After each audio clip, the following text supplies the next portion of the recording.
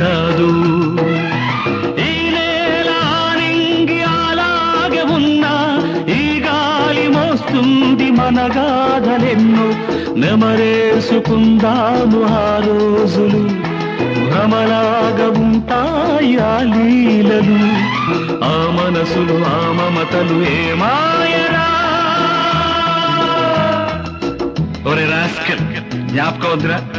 కాలేజీలో class room లో ఓ పాప మీద నువ్వు పేపర్ బాలు కొడితే ఆ పాప ఎడమకాలు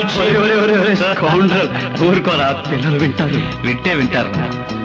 పిల్లలకు పిట్టకథగా చెప్పుకుంటారు అంతే.